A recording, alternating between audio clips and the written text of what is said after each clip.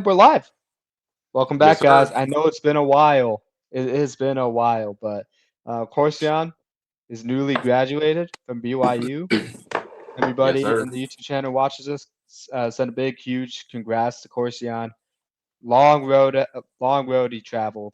hmm He's finally graduated, so he's gonna dedicate more time to the pod, But um, no, he was very busy towards the end of the week, so a lot of stuff going on. So I just wanted to make sure he was doing good, and he hmm prioritized that because this is just a dumb show. So Yeah. don't mind us, and it's not even draft time yet, so is a quiet time. So I hope you guys don't mind. Corsian, first of all, how are you doing? How are you feeling? Are you excited about this draft coming up? Uh, yeah, I'm doing pretty good. And then low key, this is probably one of the least I paid attention to, like just like an upcoming draft. Obviously, there's like the big names that I'm excited for, but I feel like in years past I've been a little bit more into like kind of the nitty gritty of like where I think certain players might go or like what moves I think teams might make. But this year, I know it's kind of cool where like I mean every team has their original first round pick, which I think is really cool. But I think the fact that we haven't seen any trades yet makes me kind of excited to see just kind of how draft night goes, just because I think that's when we start seeing moves get made, especially just with like a lot of hype and talking about teams potentially trading now, but not having done so yet. Yeah, one big thing to keep an eye out is where is Kirk Cousins going to go? Because hmm I think Atlanta's full end and starting Michael Penix. And Oh again, yeah, for sure. if you remember what I said last year at the start of the draft, I'm like, I would take Michael Penix early, and hmm I was in that rare boat where I was like, I would pick Michael Penix in the top 10, hmm and I did not see this coming. I didn't think he was going to go in the first round. He ended up going 8 to Atlanta, hmm and a lot of people questioned the move at the time, like, why would you do that? Hence, the season rolls around. Kirk is not the same Kirk, and hmm now you see why they made that move to also draft Penix. Now, the money they gave Kirk, that's a separate issue. Maybe that was hmm to convince him to come here, but now I'm bringing that up because he might be in Cleveland, he might be in New York. We have no idea where he might be in Pittsburgh if Aaron Rodgers is hmm retiring. So it'd be very interesting to monitor that and whether that move happens in draft night or not. So, Yeah. but like you mentioned, I think the quarterback prospects in general, there's been a lot of the big media cycle's been on Shedeur Sanders, hmm and I won't spoil where I think he should go now. I'm hmm gonna let you kind of decide that and let that like be a hmm talking point. But I think there's been a lot like a talk about him and not enough on the prospects. And there's a lot of intriguing prospects. But I do agree. Once you get past like 6 or 7 elite players, it's kind of like feast or famine for the rest of the first round. So it's really hmm about how do you pick a good football player, aka like a Jameer Gibbs or Jack Campbell, where people are going to hmm be like, "Oh, I don't really like this move," but then it ends up working out for the team in such a way where it's like, "Wow, that was a great pick by them." hmm Yeah. Well, I'm excited. I don't know. There's a lot of fun talent. Obviously I said I didn't know as much as previous years, but that's more so I guess for later rounds, plus like certain like offensive defensive linemen, plus edge rushers. I guess I'm not super well versed in, but um, yeah, I mean just like looking ahead to this draft, obviously the quarterback talk. There's a lot of hype behind just because there's like a lot of there's a lot of known quarterbacks, but we have no idea like how the rest of the league values them officially. Like you said, with like Shedeur Sanders, Jalen Milrow, Jackson Dart, who else we got? Will Howard, Tyler Shaw, Dylan Gabriel. Technically, Quinn Ewers is probably going to be like a sixth, seventh round pick in this draft, which will be kind of just whatever to see. But then just a lot of fun receivers, and yeah, so there's a lot of fun players at least. But yeah, cool. All right, sweet. So I pulled up PFF. They finally updated it. Sorry, Pro Football Network, and they finally have a situation where you can trade draft picks by teams. So, Mm. Corsian, I'll let you lead us off, but no, that's an option. I may or may not be using that depending on the situation. But hmm fire away. Give us your first overall pick for the Tennessee Um, Titans. yeah. So for this first pick, I did a mock draft as well, so I'm like gonna be referring to that a little bit. But anyways, pick number 1 for the Titans, I have Cam Ward. I feel like this has been kind of like the conversation that everybody's been just, or that's kind of been closed, I guess, just because like everybody kind of expects it. Uh, Pretty sure Cam Ward recently talked about how he thinks Tony Pollard and Ty Spears are some of his favorite running backs in the league. You know, he's hyped up DeAndre Hopkins, so he's like hyped up a lot of Titans players in the pre-draft process. So it just kind of makes sense to me that, you know, they might go quarterback. I feel like they're beyond the Will Levis experiment at this point. You know, I think it was good that they gave him like 2-ish years, you know, to like kind of figure things out. Didn't work out, unfortunately, but now you have the number 1 overall pick. Cam Ward is kind of like the number 1 quarterback in this class, at least from what we've seen so far. And so that's kind of the move. Yeah, no debates here. I don't think he's as good as the top prospects from last year, like meaning Caleb Williams, like Jaden Daniels. Like, I don't think he's on that tier yet. But Mm-hmm. I think he's as good as Bo Nix. And Bo Nix is like a pretty good quarterback prospect. Mm-hmm. So Yeah. for the Titans, you absolutely cannot try out Will Levis again. 100% Yeah. agree with that decision. Okay. Um, for me, I know everybody wants to go Shedeur Sanders of the Browns. It's either Browns or the Giants. Here's why I wouldn't do that if I was the Browns. One, they have a need at receiver, and there are 2 prospects that I think that are absolutely can't miss, or actually 3 prospects that are elite blue chip players that if I were in the top 5 of this draft, I would want to prioritize getting, no matter what your positional needs are. One of them is Travis Hunter. Mm-hmm.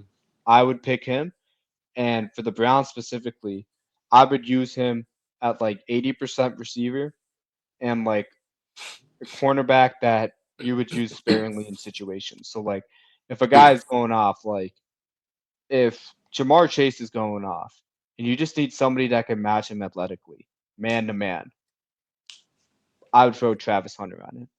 He's one of those rare players that can handle it. And if you have like a depth situation with your cornerbacks going on, like that's a guy that you would love to have on your roster. You can just plug and play and have on your team. Mm-hmm. Now, I know Denzel Ward is there, but he's getting older. So there's no guarantees on like if his play is going to be sustained. And Emerson did not have a good season on the other side for the Browns cornerback room. He's had flashes in 2022, 2023, but that and Newsome, I don't think that's a wrong pick with Travis Hunter. He's a rare blue chip player, whereas like, yeah, he can play both roles, but for the Browns needs specifically, they need talent and talent now. And on Shadeur's side, I really don't think he's right there with Cam Ward as a Mm-hmm. prospect. I see him as like a guy who takes a second to process information, and I give him credit for masking some of the O line issues and playing through that. But I just think for him with the zip on the ball and then like some of the things that Cam Ward can do athletically once the play breaks down, I don't see that in Shedeur. I think Mm-hmm. he has to have a fully functional system around him. And I don't think Cleveland's at that stage yet where they just need talent like on both sides of the ball continuously.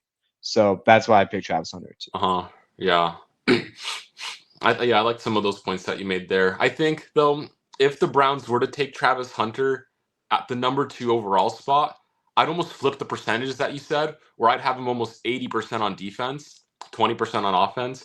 And that's just because I think he is a better cornerback by a wide margin than wide receiver. He's still a good receiver, but like receiver wise, I think I have him at my wide receiver 4 or 5 in this class. And so if you're going for that receiving talent, like 80%, I'd almost choose someone else. um, but I think if you're at least, I think you have to play more at cornerback just because I think he is the best, or at least number 2 cornerback in this class versus number 5 or 4 or 5 receiver, which are both still good, you know? And so that's why you can justify taking him at number 2. But yeah, I personally had him falling it a little bit further, still like a top 10 pick, but yeah, I like the points that you made though about like, you know, the Browns do need offensive talent at wide receiver. And then for those specific situations against elite receivers, having him being able to cover in like, you know, third down kind of territory or like closer games. I would start him on third down, and then hey, this is the Brown situation right now. But what Travis Hunter allows you to do is like, if you're like, no, we shouldn't play Travis Hunter so much as a receiver. We saw what this looks like. You can throw free agent dollars and draft picks into the wide receivers and move Mm-hmm. Travis Hunter to a cornerback if you have a cornerback need next season. Like Mm-hmm. you have that guy on your team that's blue chip on both sides of the ball. So I hear what you're saying, but what's stopping the Browns from making that choice where it's like, oh, first year you're doing 80-20 wide receiver, next year you're doing Mm-hmm. 80-20 cornerback because this is the situation our team's Yeah. Okay. So number 3 with the Giants then. Here. Oh, I'm gonna put Travis Hunter in here. Okay. I forgot to put him in my mock draft to keep track of things. Anyways, at. here with the Giants, I'm going to pick. I'm gonna. There's a lot of good players here, but I'm gonna do. I think something that will decently surprise people, but I'll have them pick Will Campbell, tackle from LSU here. I know he's like supposed to be a top 10 pick. I don't think a lot of people are having him going number 3 overall, but I think that, I mean, like offensive line has historically, I feel like been kind of just like a weak point for the Giants, and I've always like sure like Evan Neal's kind of a guy, you know, and like they've been working on it slowly, but I think he's a guy that can be an instant starter on the offensive line if the arm length is somewhat of a concern. I think he could pretty easily move into guard and be in a like immediate starter, immediate elite talent at the guard position. Especially now you know you got Russell Wilson at quarterback, who I mean is whatever, but like he is going more likely than not going to start this year at quarterback. So just having extra protection with Will Campbell is something to like. Plus, when they do eventually draft a quarterback, you'll have another surefire offensive lineman to help protect that quarterback, especially because you already got Malik Neighbors. Sure, another receiver talent would be nice, but you already have Malik Neighbors, who is an elite talent. Tyrone Tracy, I'm a big fan of, and so like you got pieces on offensive, at least offensive weapons that I'm comfortable getting a future rookie set up with, and just shoring up that O line is kind of the goal. I see what you're saying. For me, I'm this is where I would consider picking Shedeur just because I'm like, okay, this is a great situation where he doesn't have to develop right away. But Mm-hmm. then you think about what the Giants have. They already have Russell Wilson and Jameis Winston. So they don't have to make that move right now. Um, so then for me, I'm like, okay, the next blue chip player on my list is Abdul Carter. I would pick Mm-hmm. him. I would 100% pick him if I'm the Giants. But they Yeah. already had Brian Burns and Kayvon Thibodeau. So then it's Uh-huh. like, okay, if I were if I had to pick, I would have picked Abdul Carter and I would trade Kayvon Thibodeau to get more assets and Mm-hmm. like build the roster that way. That's how I would do it if I was in this situation. Mm-hmm. I understand the pick with the Will Campbell because again, for Russell Wilson, Jameis, or the next quarterback of the future, you want to have your O line solidified. So Mm-hmm. I don't hate the pick. Just from my board and ranking him, he's slightly lower, but not by much. I think again, the goal out of this first round is to pick good players, Mm-hmm. and you're getting a good player in Will Campbell. He's number one Yeah. tackle on my board. Yeah. 8 times out of 10, I am probably picking Abdul Carter here for the Giants, but uh, one of these is, you know, Will Campbell, and the other one is probably just another top prospect. But I thought it'd be more fun to change, I don't know, change things up a little bit and draft Will Campbell over, I guess, the guaranteed Abdul Carter. And I don't know. Yeah. Anyways. 100%, I get that. Uh-huh. And you're almost tempting me to pick a Membu for the Patriots right now, but I see this player in Abdul Carter. I'm like, the Patriots need that guy, especially when you're going against Josh Allen and then the rest of that AFC. You need a pass rusher, a blue chip pass rusher to get after them. And I think Abdul Carter would be the guy here. Now, Membu is a great selection. If I There's been speculation, why not Ashton Jeanty to the Patriots? And I'm like, yes, I completely get that. But it's not like the Patriots are devoid of talent. Stevenson is a quality back, and you got Stephon Diggs. There's a lot of other backs where you can pick one in the second or third round and still get value out of it. There's not a lot of Abdul Carters flown around. His metrics are very, very close to oh no, lost Corstian here. Hopefully get him back. Hello. There he is. Yeah, I switched internet connections because the one I was on is bad. Anyways, You're all good. I Yeah. see you picked Abdul Carter though. Yep. I see you Yeah. picked. So Yeah. the reason behind it is I could have gone Ashton Jeanty, honestly, Mhm. but the reason behind it is there's not a lot of Abdul Carters in the second or third rounds. There are quality backs that are system dependent that you can place in the Patriots system. And they've Mhm. had pretty good interior O line and O line pieces. They haven't had the pass rush and the punch to support Christian Gonzalez and the rest of that defense. So Mhm. Abdul Carter gives them that. That's why I went in the direction I did. Mhm. Yeah, and yeah, I mean, can't really be upset, with the Patriots getting a guy like Abdul Carter, especially like you could argue he's fallen from 2 to 4 because I think there's a lot of mocks that also have him just going number 2 to the Browns. So I think that is a solid pick there. Um, with my next pick, I was really like torn between two players here. Um, I think being able to maximize like the value they have on the defensive line versus like getting another offensive weapon were kind of like the two key thoughts that I had. Um, especially because they lost Evan Ingram during free agency. But I think Brenton Strange is their starter. I'm a decent fan of him. So I have them going Mason Graham, who I think just solid defensive player. I think their offense should be kind of on the upturn, and so just kind of like strengthening that defense is kind of something that I thought would value them or add value to them. Love the pick.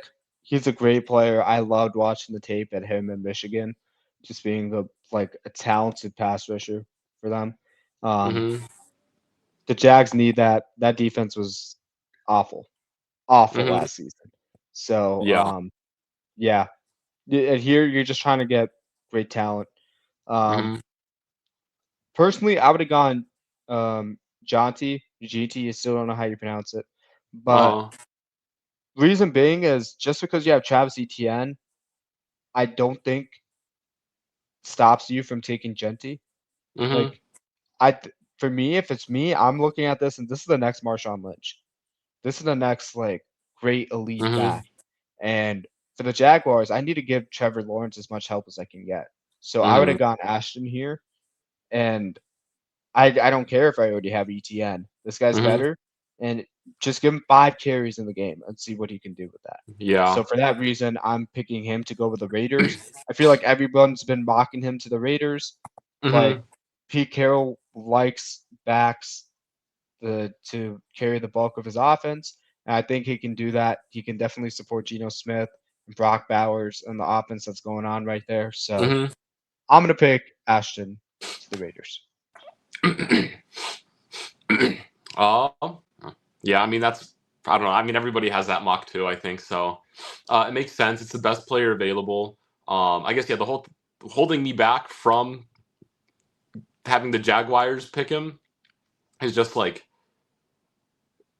they're they're not I don't know. It's in a situation where they have a lot of holes, I think, and like even if I were to go offense, I'd almost like rather pick like a Tyler Warren or like a McMillan, just because those are like genuine holes that I see on the team versus an upgrade over like an okay position of like a middle of the pack position of theirs, I think.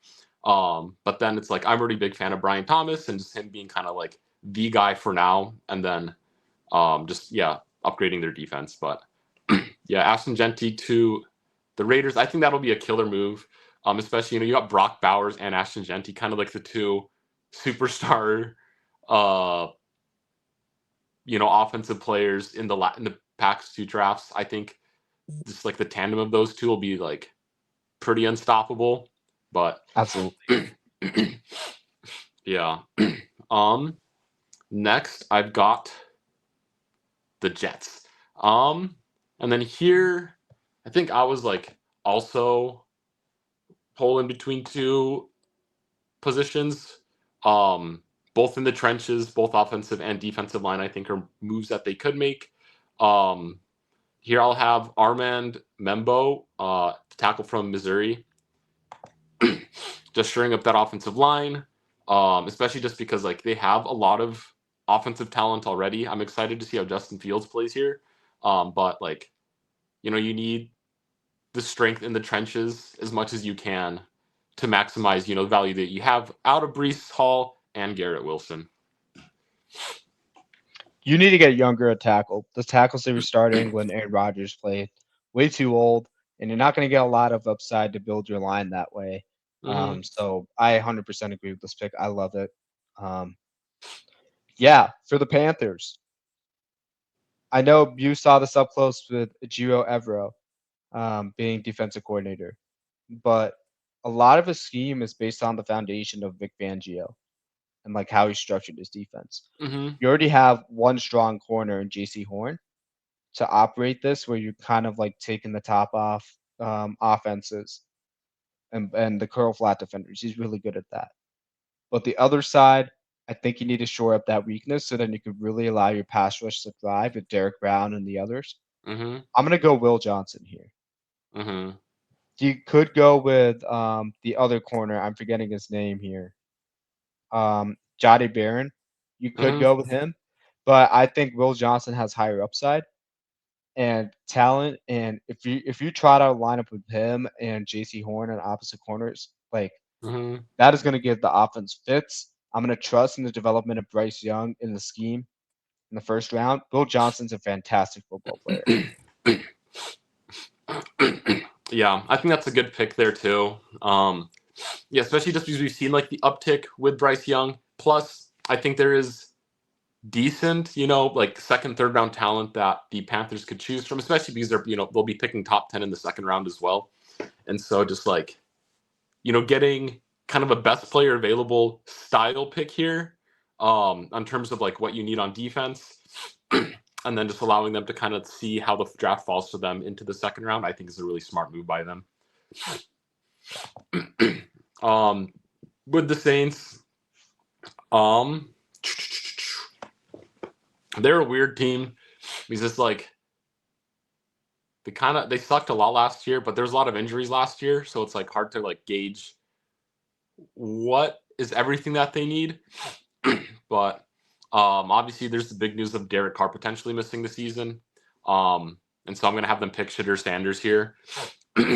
I think this is a fair-ish kind of spot to have Shedeur Sanders go. Where I mean he's still like a top 10 pick, which is, very high draft capital, but it, I don't know, it feels like a non-reach for a team like the Saints, where if Derek Carr is able to play this season, you got Sanders being able to kind of like let learn a little bit more of the game speed, and then if Carr is out for the year, I think Sanders, regardless, does have that kind of playmaking ability to make it kind of work with the team that he has, especially because it's not like the offense is like has like nobody there, to like help alleviate the struggle. Alvin Kamara, while aging, is still a good player. If Chris Olave can stay healthy, he's a good player. I'm a big fan of Rashid Shaheed, and so there are pieces on that offense that can help out Sanders without making it like a barren offense. But whether or not he starts, I think this is a potentially good landing spot for him.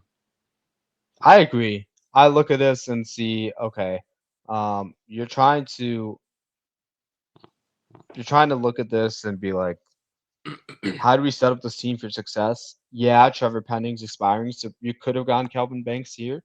But really, the big news is Derek Carr. It's like, what happened when Derek Carr went down? Well, the whole Mm-hmm. team like kind of just like crumbled, and you got great pieces there. I think Shedeur and I think Clint Kubiak's the offensive coordinator in that Mm-hmm. system. I think he will do wonders. It's a great fit because they're playing in the dome, so Mm-hmm. you don't have to worry about like the elements impacting Shedeur's like throwing ability. He can just throw it based on concept. I'm not saying he's a bad thrower at the ball. I'm just Mm-hmm. saying when he's a tad bit late, those stuff like in the elements in an outdoor situation, come November, December, can be a problem. And I think him and the dome, he doesn't have to worry about that.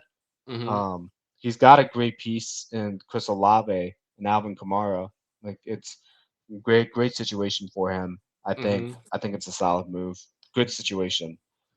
Mm-hmm. Yeah. Cool. If Cool. I'm the Bears, Ooh.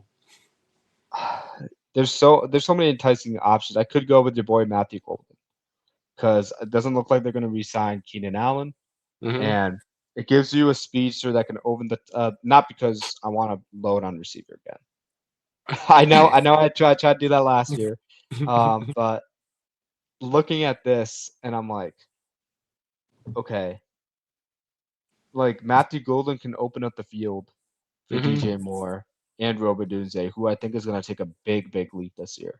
Mm-hmm. But I look at Braxton Jones and the injury he suffered and like him coming back and it's like, okay, can we really rely on that? You Mm-hmm. already invested in the interior of the offensive line with Joe Tooney, but do you want him playing tackle again if the worst comes to a situation like that? I'm like, I don't know if I want to Mm-hmm. do that. I'm gonna go Kelvin Banks here. If you watched a lot of the Texas offense and the perimeter runs that have been like absolute destroying defenses in college football, a Mm-hmm. lot of it was behind the big body of Kelvin Banks. He can do it Mm-hmm. all. He would shore up that offensive line. I get it. You have Braxton Jones, but in this league, you need to have 7, 8 offensive linemen that are good and ready to go because injuries are going to happen. And I think Mm-hmm. the Bears need to continue developing that. Yeah. Even though he's like the third tackle off the board at this rate, I think it's a worthy selection. You're investing in Mm-hmm. your future. You're investing in your quarterback. Can't go wrong with this. He's a great football player. Yeah, I think that's a solid pick. I think, yeah, for me too, it was between going offensive line or just continuing to work on your defensive line. So, like, Walter Nolan and was available. And so I'm like, he could been a guy, uh, potentially, or even getting someone like Mike Green, just kind of like a good, a pass rusher to have kind of just to shore up that entire defensive front. But I do like the offensive lineman pick here. Um, yeah, for me, now it's the 49ers. I think I'm going to go a similar route as you and go offensive line as well and pick Josh Simmons from Ohio State. And a lot of this reasoning is just like, feel like the 49ers almost seem to be at their best when their ability to block is just like super elite. I mean, like there was like the stat like what like a year or two ago where games that like Trent Williams was in the game, they were undefeated and they had lost almost every game that he was out.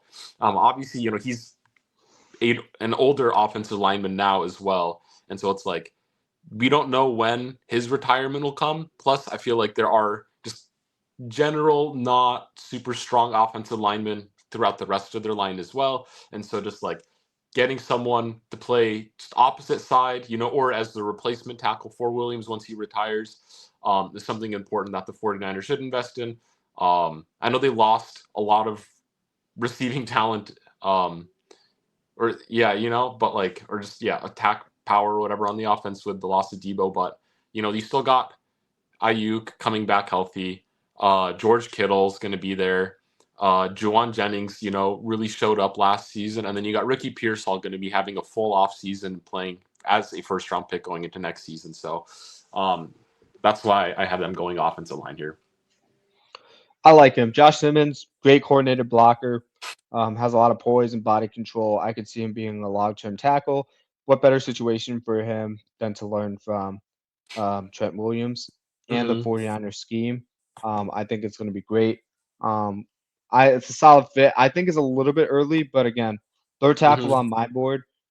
Picking a tackle in the first round, top 11 is a worthy investment, especially when you look at a lot of these teams looking for more help. they're going Mm-hmm. to be picking tackles. So I'm not surprised that tackles are flying off the board so early. Mm-hmm. Yeah. If I'm the Cowboys, I think everybody's been mocking this as well in mock drafts. But Mm-hmm. I look at the situation as like, do you have much help for Dak outside of CD? No, not really. I Yeah. get the Amarian Hampton hype. I really do. Mm-hmm. But I don't get him as a prospect. I don't I don't think he should be going this early. I had already Yeah. talked about a prospect that are one of my favorites that I think is better than him. I would go in a different direction though. I would go Matthew Golden. And the reason Mm-hmm. why is because I think of him as the next Brandon Cooks when I watch him Mm-hmm. play. And I'm looking at Brandon Cooks, he's getting older. I don't even know if the Cowboys had signed him again. Um, He's on the Saints right now, I think. Oh, okay. So they have him. Okay. So you get a younger Brandon Cooks. You get support for CD Lamb. This is one of your guys. You like him a lot for his route running and Mm-hmm. his speed ability. He can definitely open up the offense a lot more for Dak. And I just think it's a smart move at the Cowboys to do this to help out their offense and give it a little bit more space and time than it needs. Mm-hmm. Yeah, I have them going wide receiver too. I don't know which wide receiver they specifically go after, but one of them. I mean, I think they're all going to be good and can fit some type of role in some capacity. Uh, yeah, I'm glad. I don't know. It's like a deep running back class, but it's always like scary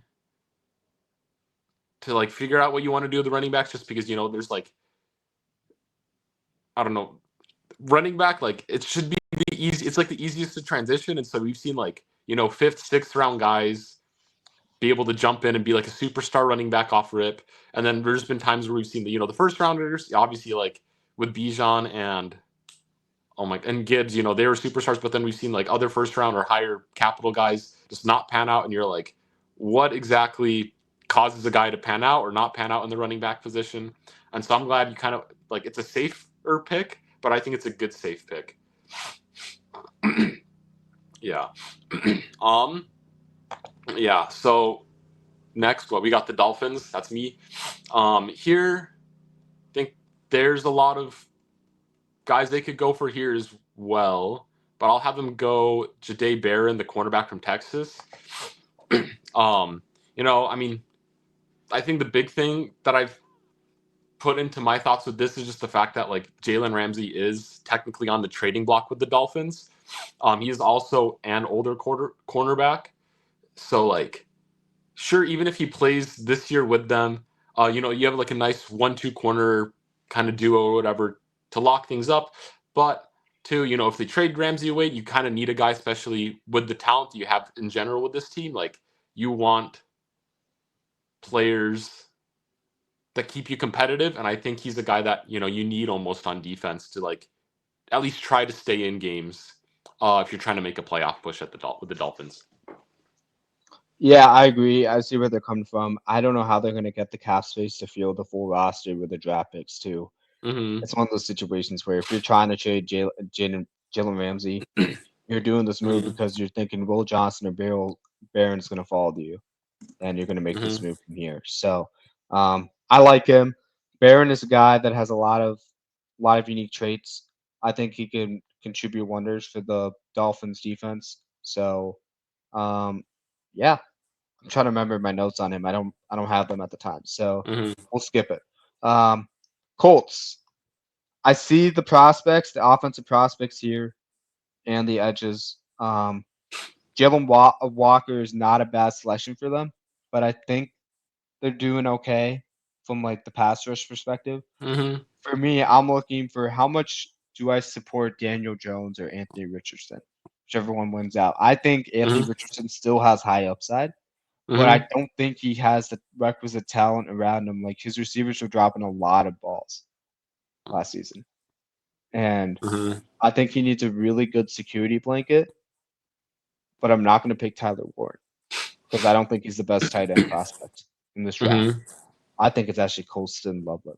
Mm-hmm. When I look at him out of Michigan, I think he has higher upside. I think he has higher catching ability. And when I watch Tyler Warren, he wins a lot of his routes on underneath coverages, and he only like really like shot up the boards like this season. Like if you look Mm-hmm. at 1, 2, and 3, like he wasn't a very great like blocker per se. Mm-hmm. So I think one, with Loveland, you're gonna get the ability to spring up Jonathan Taylor in the run game, but you're also gonna get a reliable pass catcher, Mm-hmm. elite separator for a tight end, and he would Mm-hmm. be my pick. He's the tight end to know of this class for me. Yeah. Yeah, that's kind of yeah. I'm excited to see just kind of both how Tyler Warren and Colston Loveland do. I know like parts of the reason people have Warren higher up was just because of like Loveland's I think injury history, and so it just like the slight concerns about that. But in the end, he's still like considered a first round pick, like at worst a second round pick kind of guy. But yeah, I had them also going tight, and I had them just in my draft. It was Tyler Warren. Either way, I don't think they're making a mistake. I mean, you look at their depth chart, and it's like I don't even know who who their starter is right now. Bro, Ali Cox I, probably. yeah, I think I looked it up earlier, and the guy has like 2 seasons in the league, like total 200 receiving yards combined. Uh, and so I'm like, okay, I think they need a tight end here. Um, and yeah, I think regardless of who's at quarterback, a tight end will be a nice security blanket for them here. Okay, next up, Falcons. Here I think I just go. I have them going Tet McMillan, the wide receiver from Arizona. I feel like it's almost like it feels like he's almost fallen to 15. Um, and just with how hyped up he was throughout the college football season, just how much he's been kind of talked about during the whole draft process as well. Sure, there are other holes. Like I think Walter Nolan is a guy, or like a guy like Mike Green, are players on the defensive side that the Falcons could pursue if their receiver guy, if a superstar guy that I think is not available. But I look at their depth chart as well, and it's like you got Drake London, who I'm a big fan of, but then your number 2 receiver is Darnell Mooney, who he's a decent receiver, but is not like a guy that I'm necessarily too worried about. Then your number 3 guy is Ray McLeod. Your tight end is Kyle Pitts, who honestly I've just kind of like done with the whole Kyle Pitts experiment at this point. He's not as good as he was his rookie season, and that's just kind of a fact that I think everybody needs to live with at this point. Where like I almost had them going tight end here actually, just because I'm so done with Kyle Pitts. But I think just to get a nice 1-2 punch out receiver. They're both big bodied guys, but they're both like good big body. Like they're not like, I don't know. McMillan I feel like has good route running ability on top of just being a big body, which I think will help the Michael Penix in his first official season going into starter. I hear you. Mm-hmm. I don't like this move. Reason why is I see this as another Drake London pick, and they already have him on the roster. And Yeah. I think from a receiver standpoint, you want to diversify it where you got your deep threat and intermediate route runner in Darnell Mooney. And I actually like Mm-hmm. Mooney. I thought Mooney had a fantastic season, like Mm-hmm. especially towards the beginning of the season. He had a great connection with Kirk Cousins. I think he'll Mm-hmm. continue to thrive. He's a great number 2. Um, so I think as a receiver, like with Travis Hunter off the board, and then I would almost go Luther Burden if I were the Mm-hmm. Falcons, because to me, Luther Burden, spoiler alert, is probably the top guy on my board. I look at Mm-hmm. his 2023 season and I'm like, this guy is unbelievable. Like he looks like the next Brandon Ayuk coming out of the draft. Mm-hmm. So I'm really excited about his prospects. So if we want to go receiver here, I would go there. But Mm-hmm. if I'm them, like I would have at this stage, I would have probably gone with Derek Harmon. I get the injury concerns to replace like who you lost with Grady Jarrett or Jalen Walker, Mm-hmm. because I Yeah. think Jalen Walker's the guy falling off this board that you nabbed at the spot. But totally get that. But for that reason, I'm having the Arizona Cardinals select Jalen Walker. they're at a position where they need to take the best player available, and I think that's Walker because Warren, again, I don't think is as good, and you already have a great guy in Trey McBride. Got nothing to worry about at the tight end spot. Yeah. Yeah. And like I see like what you say about like the size like or the similar style of play, but then it's like if these two guys are big body guys that cornerbacks just can't cover and like you gotta devote extra, I don't know, positioning to, then that's just kind of hard to, I don't know, it's a hard combo to cover. And I think while they play similarly, it's like they still have like a different play.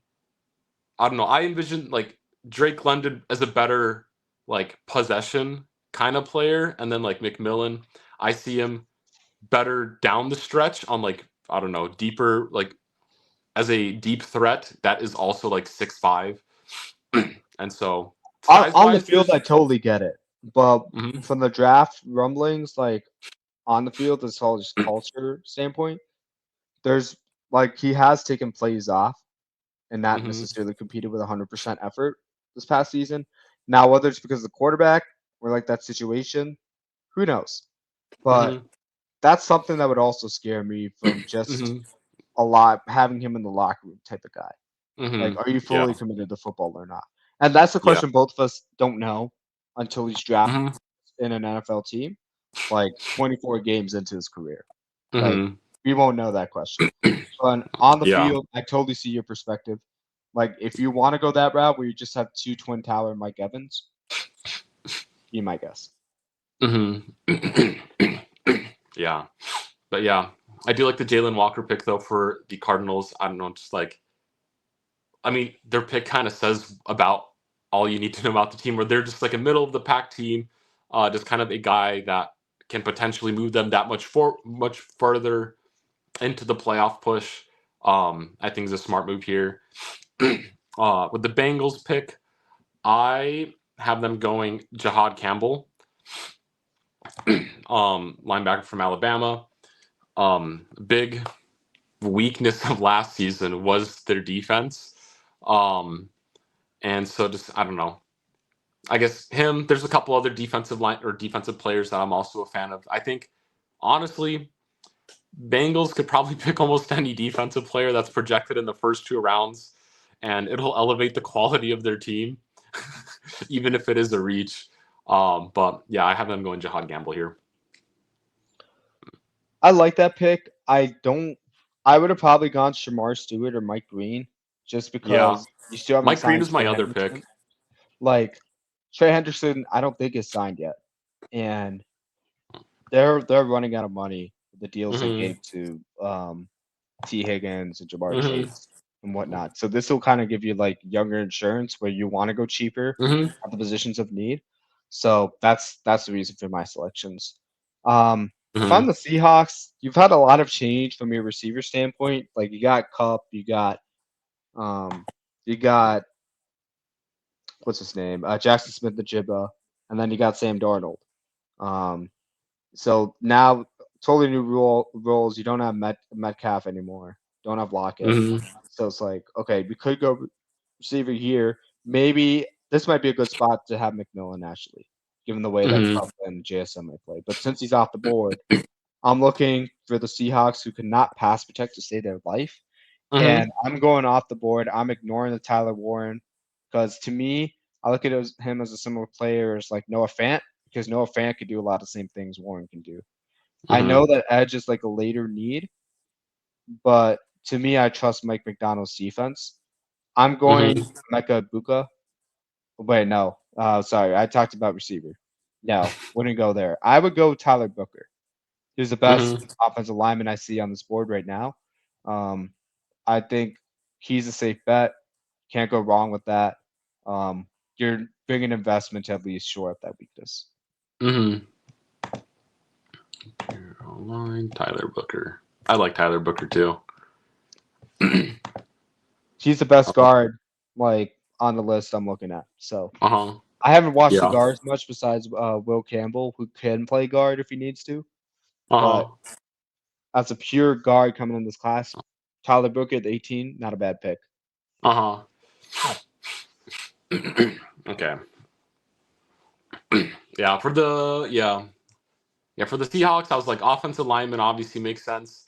That or safety, I think were kind of my two eyeballing spots for this team. But yeah, let's see for the Buccaneers. Think here I have them going on the drafting defense in the first round. Um, and that's just because I mean like the offense is good. I mean like you got aging guys, which is I guess the concern. So you could potentially draft a receiver here, but then it's like you already have decent enough depth, in my opinion, that it's like almost too much of a luxury pick for the Buccaneers to go wide receiver. But here I have them going cornerback Maxwell Hairston from Kentucky. I know is that he's a really good, speedy cornerback. And I think just in general, like defensive back was something I think a lot of positions on defense could be improved upon, but I think cornerback was probably the spot that I saw the most weaknesses. And so, I mean, at least, yeah, more holes, I guess, compared to where like each other spot on the defense, like there's like a guy that I'm confident in being like, oh, like on the D line, you got Vita Vea. Your linebackers, you got Levante David. Safety, you got Antoine Winfield. And so it's like on all those three levels, there's a guy that I'm like confident in. I'm sure that I think they got like Jamal Dean, who's like all right, but then outside of him, it's like you got two other cornerback slots that I'm not 100% sure on. And so having a guy like Maxwell Hairston kind of shores that up for me potentially. I'm gonna go on Malachi Starks. Mm-hmm. I thought both are needs for them. So from a needs perspective, I think they're answering the Mm-hmm. question with either player. I think I have Starks high on my board, and I think he would be a great pairing to have with who's Antoine Winfield. And I think that would kind of like shore up the back end weaknesses that you may Mm-hmm. have, even with Dean. So, Mm-hmm. but not a bad. Maybe a little bit of reach based on the ranking on the boards, but Mm-hmm. if he's a good football player, nobody's gonna look at this and say like, how come you picked him 19th? You should have waited one round because he's Mm-hmm. 42nd. Yeah, it's just like Yeah. you don't know how these teams value each player. So, Yeah. um, yeah, if I'm the Broncos, I'm in a very interesting spot here. Looking at my board, let's see here. Got Tyler Warren, Shamar Stewart, Mike Green. Defensive line is not really much of a weakness after the moves they made last offseason. And I'll kind of give your take on this. Mm-hmm. Um, Safety is not surprisingly too. So you got running back and wide receiver. Now, a lot of the wide receivers or running backs that I would look at are kind of off the board at this level. So it's like, okay, I'm picking 20th. Who's down my line? I could go Emeka Buka at wide receiver. I could go Hampton. But again, like I mentioned, I think Judkins might be the better selection. Now it's like, okay, do we make that move at 20? Well, I see Tyler Warren just slipping all the way to the draft at this point, and this is Mm-hmm. where I would select it. For me, Tyler Warren's situation matters the most. Mm-hmm. I trust a Bo Nix who already has a Cortland Sutton as a deep Mm-hmm. threat to throw to Tyler Warren who's like underneath and thriving. Like this is a good situation for him because in Sean Payton's scheme, he's not asking his tight ends to block a lot. It's more like he's asking them to be like receivers or rebounders or like underneath threats. And I think that's something where Tyler Warren as a receiver can succeed, where Sean Payton can create mismatches for him. Mm-hmm. Tyler Warren.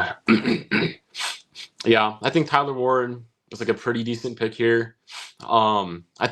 I guess I'd argue the tricky thing here would just be the fact that now you're sitting at two receiving heavy tight ends, but obviously one of them's older, and so it's like how much longer do you have Evan Ingram producing at a high level? Um, but then it's also like I guess maybe you go wide receiver here just because again, I mean Marvin Mims has stepped up last season, so I maybe you totally have a didn't know Evan few. Ingram was on the roster when I made this pick. So Oh, yeah. So now we have the Broncos with Cortland Sutton, Marvin Mims, Evan Ingram, and Tyler Warren, which is still, I mean, like 12 here personnel. yeah. So you're running a lot of two tight end sets that aren't run heavy sets. Can I Yeah, I retract think my pick? I'm just kidding. yeah, and so I think my thought process for the Broncos here would be going wide receiver as kind of like number one priority. Then I'd honestly do interior defensive lineman as number two. And I say that just with like, so Jonathan Franklin Myers, he played phenomenally last season, but it's like you have a lot of money you'll be throwing at just the straight up defensive line, which isn't bad, but it's a lot of money you're throwing there, um, which makes it hard to like have to have other pieces go off, especially if you're paying Zach Allen a decent amount of money. Who's the Broncos nose tackle right now? Broncos depth chart. uh, oh yeah, you just re-signed DJ Jones, I think, and so it's like you're already paying two defensive linemen decent amount of money. You're going to pay Nick Bonito a lot. Jonathan Cooper's signed, for a decent amount of time. And so odds are in like a year or two, Jonathan Franklin Myers, as good as he is, probably goes. And so you draft a defensive, like interior defensive lineman that basically you're prepping to be your next interior defensive lineman. Once Franklin Myers goes, once maybe, and then you're not having to pay him as much, which lets you kind of invest money in other positions too. But that's kind of my thought process. But I mean, Tyler Warren isn't a bad pick either. Yeah, in that case, knowing that Evan Ingram was on the roster, I probably would have gone Ibuka. But like the player you're describing to me when I'm looking at that is Harmon, because Harmon's very Mm-hmm. injury prone, but he has a lot of upside playing in Oregon. Mm-hmm. And for him, that Broncos would be a perfect situation where he's not forced to play right away, but he has the talent of a first round pick. Where Mm-hmm. like as long as he's on the field and learning and healthy, he's going to be a great player for them. So, Uh-huh. yeah, I totally get it. All right, Steelers, what are you doing? Steelers, I'm a low-key have them reach on a player. But I think it's a move they somewhat need to make just with their draft positioning. Maybe realistically they trade down a little bit, but I don't want to do that. I'm just gonna have them pick here. And I'm gonna have them pick Jalen Milroe. Like, I think I don't know how you thought about him, but I thought like Jalen Milroe is like a solid like higher like first half of the second round maybe caliber of a player. And so like the Steelers, I think, in order to get him at the top of the second round, you're obviously trading back or you're trading up from your second round pick. So I just have them going Jalen Milroe here. I'm not a big fan of them going into next season with Mason Rudolph as their only quarterback, especially considering you have DK Metcalf and George Pickens on that team. Like, I do believe you need to do something at quarterback. And so that's why, I mean, regardless of where they're picking, maybe they trade back. I do have them taking Jalen Milroe, or at least trying to go for Jalen Milroe here. um, yeah, I feel like they're probably one of the most QB needy beyond the beyond the 20s kind of picking team, which is kind of crazy, but They're in the worst spot you can imagine. They had yeah. two quarterbacks last season. Everyone praised him for it, including us. They let both go, hoping to land Aaron Rodgers. Aaron Rodgers hasn't committed yet. He could not commit to them, Mm-hmm. and you're kind of in a rough spot there. For me, Muro, I think he's the next best QB under Cam Ward. That might be a Mm-hmm. shocker, but I honestly think he has higher upside than Shedeur, just because of Mm-hmm. his legs and like the highs that we've seen against Georgia, where he like Mm-hmm. absolutely looks unstoppable, like and his arm talent and whatnot. What he needs to work on is just the consistency and the Mm-hmm. progressions, like where you like where you see it where he's kind of like he's just a touch off. And I think in the Steelers, this would be a perfect situation for him. You got DK and George, where you got like Mm-hmm. two like high prone like you got a high margin for error when you're throwing it to them. Mm-hmm. Like and then Yeah. you got Pat Frymuth as a security blanket. Not much of a better situation than you could imagine for Mhm. Pittsburgh. Um, Yeah. and then you got an exciting running attack with Jalen Warren, so like it's good for the read option standpoint. I would have still loved Najee Harris like on Mhm. that team, but you don't have to pick a running back now. You can stick with Jalen Milrow and still create a running back advantage while having Jalen Warren and then pairing another back Mhm. behind him.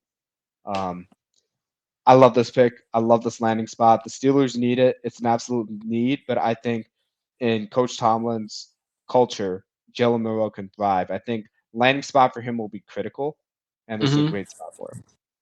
Yeah. Mhm.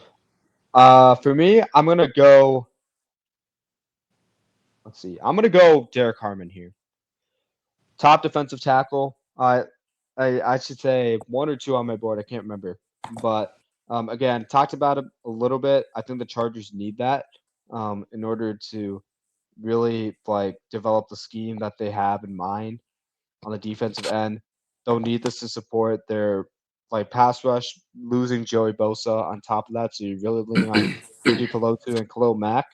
And I think having some help on the interior will go a long way for them. So that's why I pick Harmon here. Mhm. Yeah. I think that's a good pick. I think it's kind of like I don't know, the Chargers feel in a way like a best player available kind of slot where they have talents on both sides of the ball that like there's like sure there might be holes here and there, but like they have the talent to kind of like mitigate some of that weakness so that you can fill or you can get the guy who you think is your guy.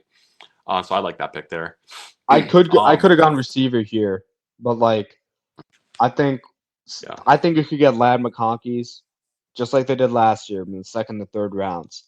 So I could have gone Abuka, but Mhm. I think Harmon is the bigger need right now, and then you could always get quality receiver in the third or fourth round. Yeah. um for the Packers, I'm probably gonna have them go wide receiver. Can you pull up who the receivers are on yours just to make double check I got it right? uh Here. Oh, you mean that I drafted? Oh, no, like, who's available? Oh, um here you go. Here, I'm gonna go receiver for the Packers. Probably go Emeka Ibuka. um, Packers need a wide receiver one. Despite having 20 million wide receiver ones on their team, and just properly investing in a wide receiver one, I think is what they got to do. So I yeah. don't think they need a wide receiver at all. I think things are great. I think they Hmm. should invest in a kicker and then be Yeah. done with it. Hmm. Yeah. Next, Sebastian Janikowski. Of course, of course. But yeah, no, I like that move. Quality receiver. Honestly, I would have gone Luther Burden if I were the Packers. I think he has a higher end. I know I kept throwing Amika's name out there, but Luther Burden is a more talented wide receiver. So just looking for a Yeah. talented wide receiver one, I would have done that. Um, Hmm. for me, looking at the Vikings, Malachi Starks is just staring right at me, but I think Nick Manavori is the better safety prospect coming out of South Carolina. I Hmm. really like him. I'd rather go him than Malachi. Um, Hmm. only reason is because with him, let's see, what did I have? You can tell I had all my notes organized. Yeah. Where is he? Oh, there he is. Um, he can fit in a variety of roles. So like especially in the Brian Flores' scheme, like where Hmm. versatility is a must, and you have safeties playing linebackers and whatnot. He has a side, he has the speed for it. Hmm. But he can also play near the line. So if you're thinking about like how do you structure like blitz packages or like baiting quarterbacks, like he's a perfect player to place in that scheme. Yeah. Yeah, I think that it's a solid pick for him. Um, yeah, especially I mean like just, I think defense in general was a solid investment for them. Especially just with how like you're expecting the offense to be. I mean, like it says. I mean, on my website here it says running back is like a technical need, but like they got Aaron Jones, who's still good. I think they just traded for like Jordan Mason, who's like still decent, or he played decent enough with the 49ers. And so, yeah, going defense, I think there's a lot of safeties here that they could have gone. I think you're good with who you picked too at safety. But me with the Texans. Here, I'm going to have them go for Josh Connerly, offensive tackle out of Oregon. And a lot of that is just like their offensive line sucks. And like, didn't they trade away their best O lineman this offseason? Or right? Who's to the Commanders? To the Commanders. Right, and so it's like your O line already sucked. Then he traded away your best guy. Like, you best be drafting an offensive lineman with your first round pick that you hope can replace that, probably with your second, third, and fourth round pick. Revamp that entire offensive line if you're the Texans. 100%. Yeah, so that's that. Okay. Okay, looking at the Rams, I'm just gonna go based on need here. Looks like it's all defense, and for me, I'm gonna go Shamar Stewart. Get that defensive line help they need. I know their defensive line is pretty good, but I think they're in a situation where they need to make a deep defensive line, and he's the best guy on the board so far. So I would go with him. With the Ravens, I also go defensive line, and I draft Mike Green. Okay. I would think about doing Malachi Starks here just to pair with Kyle Hamilton. That would be a nasty duo for Ravens defense looking for it. But this is not a bad selection either. Okay. Alrighty. This leaves the Detroit Lions. We just watched two edges just got taken right before them, and their top need is an edge. That's rough. But Michael Williams is staring me right in the face. He is also a great prospect too. So let's keep it rolling. 3 straight edges. Yeah. Michael Williams. I know he's slated to go lower on PFF, so I have to scroll down. Michael Williams. Yeah, I'm excited for Michael Williams. Think of him like the next Jason Pierre-Paul. Yeah. Okay. Next is the Commies. Woo-hoo. Let's see. With them. Oh, here's the position. Here for the Commanders, there's a lot because like they're definitely a team that overperformed last season. I mean, I still think they'll be competitive and good this year, but like obviously there were question marks about a lot of aspects of this team. I mean, they did trade for an offensive lineman, which is good. But like you'd think that maybe like edge rusher is a guy they go for. Cornerbacks maybe a guy they go for. Luckily, they don't need wide receiver right now. Tight end, they're good. But I'm going to have them go Omarion Hampton from North Carolina. And I think very this interesting pick. Yeah, it overloads their running back room a decent bit actually. I think this is one of my 1 or 2 out of 10 times I'm picking Omarion Hampton here. 8 out of 10 might be somebody else. But my reasoning is like, I mean, your room still ends up being like what? You have Brian Robinson and Austin Eckler. And it's like, they're good, but like, I feel like we've kind of seen their peaks. Like, Brian Robinson, he's kind of like, I mean, he is a 3-down back, but like I feel like we've seen his ceiling, and he'll always just kind of be a middle of the pack running back, which isn't awful, but like that's kind of as much as I can really realistically expect from that. And then Austin Eckler, he's a older running back, and so it's like Hampton is a guy that could help elevate the offense from like the rushing standpoint, especially because you got Jaden Daniels, who is he is a good running quarterback, and so just kind of being able to help alleviate that with a potential elite running back in Omarion Hampton.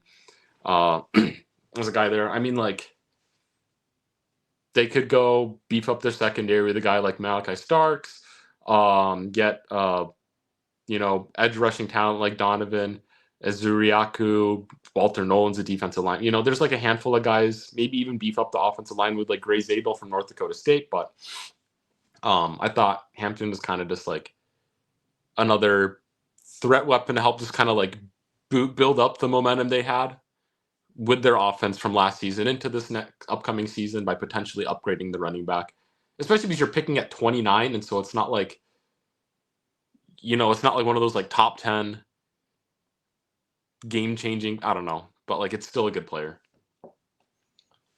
Yeah, I see it. I don't like it because I think Mm-hmm. they need an edge rusher more. Mm-hmm. With the Hampton, I see a reasoning for him though. Like it gives the offense a more dynamic punch for sure. Mm-hmm. I almost think like him or Trayvon Henderson might be good team fits for what the Commanders need. Just like a big play hitter from the running back spot, so Jaden Daniels doesn't have to do everything. Mm-hmm. Um, but I would have gone edge here, but I can't hate the pick. You're just Mm-hmm. trying to add another dimension to the offense. Yeah, because I feel like the moments we did see them stall out, it was just because like teams could more or less stop Brian Robinson, especially. I mean, like they made it a deep, good run in the playoffs, but it's like once you started facing better teams, like Robinson, I feel like struggled the most out of everybody on the offense, and so it's Yeah, like I agree. you need somebody. I think that's just better to get you over the hump of elite teams in the playoffs. Yeah, and they made it to the conference championship game. Yeah. Despite that, so um, yeah, I mean, moving over to the Bills, looks like all of their needs are every position on the defense except safety. So to Yeah. have Malachi Stark staring at right them at the face, I don't know about that. I'm a cornerback. I get. Let's see who's on the board for cornerback at this point. Trey Amos. I don't like. Ooh, Benjamin Morrison is not a bad selection here. I Mm-hmm. do think it's a reach. Yeah. I mean, like another I'm option gonna for give them them. Luther Oh, go Burden. ahead. I'm gonna give them Luther Burden, and here's why. They tried to solve the number one with Amari Cooper. I think they quickly found that that wasn't the case. They tried to aggressive with Keon Coleman. They have Khalil Shakir, but Khalil Shakir is really an ideal number two. They Mm-hmm. have Dalton Kincaid. They have their home run hitter in James Cook, but they Mm-hmm. don't have a do-it-all threat, a Brandon Ayuk level threat on the scale that Mm-hmm. Luther Burden is. They have it in Amari Cooper, who's a great route runner, but they don't have the athletic upside that Luther Burden brings. Mm-hmm. And I think it's just going to open up everything for Josh Allen. Like he's the new Stephon Diggs, Brandon Ayuk Mm-hmm. for Josh Allen. Yeah. I think that's a good pick. Yeah, I was like that. Honestly, edge rusher could still been an option for them. Like obviously I know they've addressed that uh during the course of the offseason, but it's like at the caliber that you're at, I think you can't have enough pass rushers, especially when like you keep on not making it to the Super Bowl. But yeah, I think Luther Burden's another option there. But I feel like the one hesitancy I'd have with that is just the fact that like the offensive production has almost never been the issue with the Bills in terms of competing in the playoffs, and it just like not being able to close out defensively. And I feel like that was the entire thing we talked about during these last couple years of the playoffs with the Bills. But I think regardless, I mean Luther Burden will still elevate this team, I think. But yeah. Uh next onto the Chiefs. And I mean there's like good guys here still that are guys that I don't think they should pick. So I mean like in the way that like they don't need them necessarily. And so I'm gonna have them go Gray Zabel or Zabel, tackle from North Dakota State. I feel like it just Chiefs need offensive line help, especially just like looking at how the Super Bowl went for them. And so, you're just getting a guy, hopefully, he's like a plug and play, immediate starting left tackle or right tackle. I don't know what tackle he plays, but it's the plug and play offensive lineman that you got that'll help you in the playoffs. But yeah. Yeah, you lost Joe Tooney. You Mm-hmm. need to make sure your offensive line does not perform the way they did in the Super Bowl. Love this pick. Mm-hmm. Eagles, O-line, D-line, Howie. O-line, D-line. But Mm-hmm. I get it because they lost Josh Sweat. I Mm-hmm. could go James Pierce here because he would be the next guy on my board. But why not add another Georgia guy to the mix? Why not add a Malachi Starks? You got a Georgia Right. roster already. Why not do that? So that's our mock draft. Let us know what you think. Let us know if you have any disagreements. We Yeah. will post this before the draft for sure. But Corstian, any final words? Oh, nope, nothing but just peacing out. Alrighty, follow us on our Amon a mission page, amon.a.mission. Full length videos are on the YouTube channel. Amon, you still have your recorder? What the heck?